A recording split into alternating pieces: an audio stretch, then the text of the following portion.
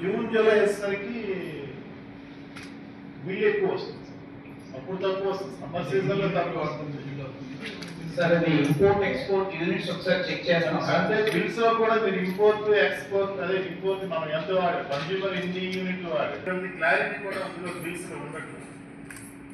Bill అనేది separate గా ఏపీపీడీస్ smart meter app కూడా ఉంది సార్, అది కూడా ఉంది. దాంట్లో కూడా మేము యూనిట్స్ అవి డెఫినెట్ గా అది ఎక్స్పోర్ట్ ఇంపోర్ట్ అయితే మాత్రం అందులో డెఫినెట్ గా బిల్లు వస్తాయి సార్. ఎన్ని యూనిట్స్ ఎక్స్పోర్ట్ అయింది, ఎన్ని యూనిట్స్ ఇంపోర్ట్ అయింది అని వస్తుంది sir.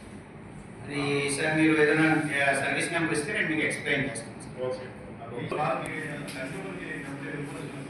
Pay out amount yes sir. Payment ఇచ్చేసామనే సమాధానం పేమెంట్ చేసాము, రెన్యూ ఫార్మ్ చేస్తే అప్పుడు చేయలేదు చేస్తాము అని చెప్పి తర్వాత ఇస్తున్నారు. అది కోర్టు వరకు వెళ్ళాల్సిన లాస్ట్ టైం కూడా మేము అడిగాము. నేను చెప్తాను డిస్ట్రిబ్యూట్ ఇప్పుడు పెద్దవాళ్ళని మనం ఇప్పుడు కేఎఫ్సీకి 1 లక్ష ఫైన్ వేసాము. దాంట్లో ఏమైంది, వాళ్ళు జస్ట్ ఈ స్కెచెప్స్ వాడుతున్నారు కదా, అది ఎక్స్పైరీ డేట్కి వాడు. సో 1 లక్షలో అయింది. పెద్దవాళ్ళ మీద ఇది తర్వాత పెద్దవాళ్ళ ఇక్కడ బేకరీ ఉంది, హై బేకరీ, దాంట్లో కూడా 25,000 వేశారు. అదే మనం యాక్సెప్ట్ చేసి వస్తాం. అంటే ఫైన్తో సరిపెడితే వాళ్ళు అంత ఈజీగా తర్వాత కేసు అంటే ఎరెక్ట్రేషన్ వస్తుంది.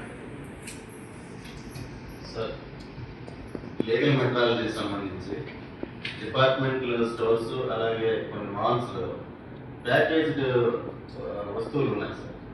వాటిపైన ఎటువంటి కూడా వివరాలు ఉండదు, లేబులింగ్ అనేది ఏమి ఉండదు. జస్ట్ బిఫోర్ ఎక్స్పైరీ డేట్ దీనిపైన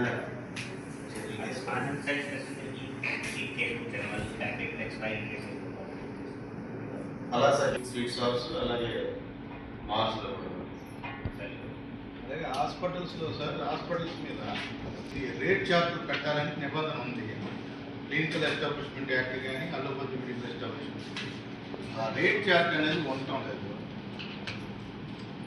వస్తుంది ముందుకు ఏంటంటే ఇది కూడా చెప్పడం లేదు. దానివల్ల చాలా మంది సఫర్ అవుతున్నారు. హాస్పిటల్స్ మీద స్ట్రిక్ట్గా విజిలెంట్ అయితే ఉంటాం. ఒకటి రెండోది రిజిస్ట్రేషన్ చేయవలసిన అవసరం ఉన్నప్పుడు చాలా